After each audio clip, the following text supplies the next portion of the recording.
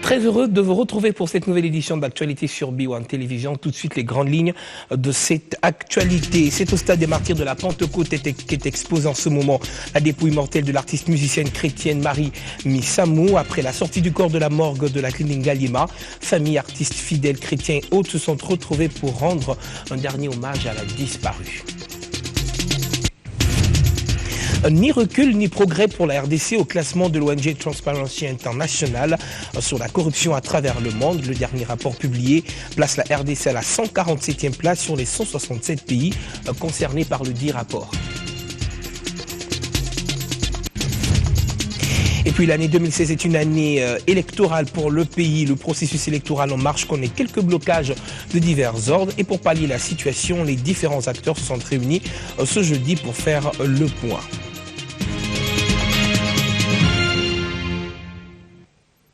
Merci à vous de nous rejoindre. C'était donc une rencontre qui a réuni autour d'une même table le gouvernement congolais, les membres du bureau de la Commission électorale nationale indépendante et quelques différents partenaires au développement.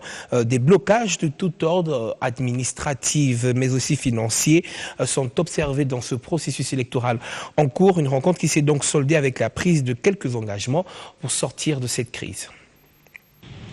Réunion de partenariat pour les élections, CENI, gouvernement et partenaires au développement ce jeudi au siège de la Commission électorale nationale indépendante. Le contenu et la teneur des discussions sur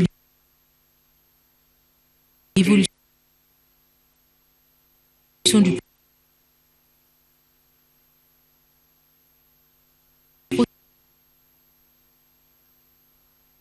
processus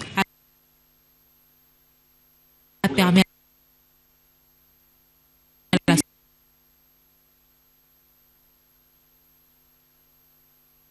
centrale électorale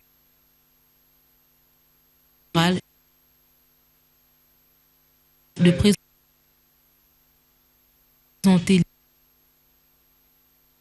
les obstacles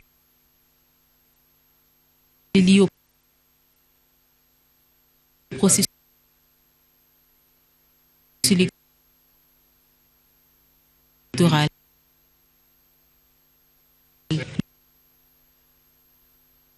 L'occasion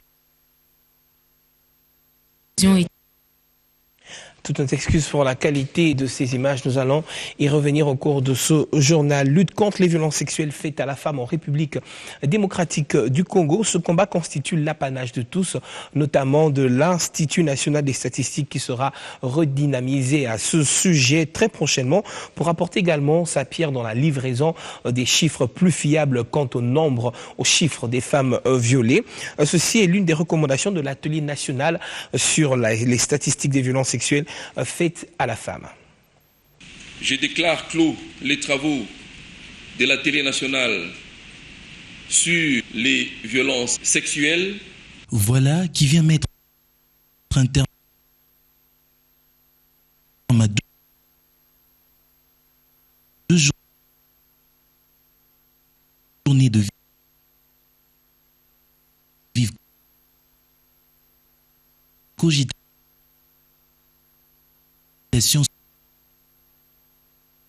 sur la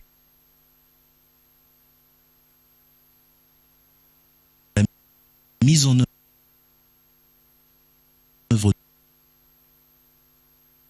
d'une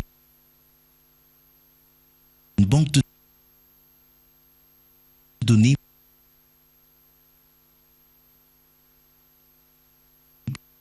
plus fiable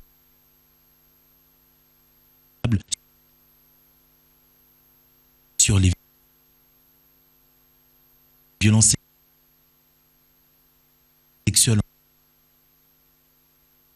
en République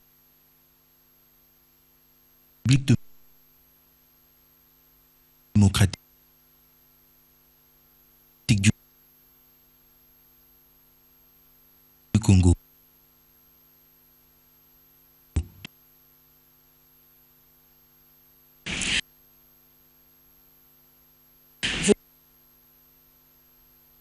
et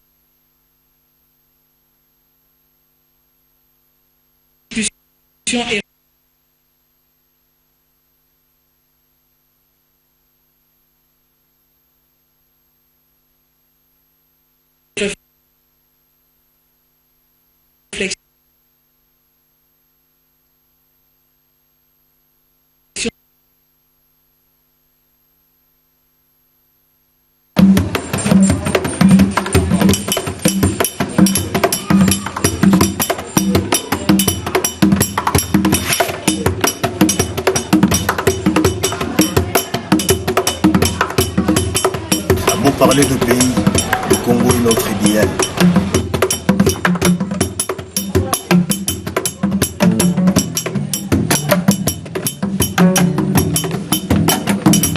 Ouais, couleur la mission vraiment.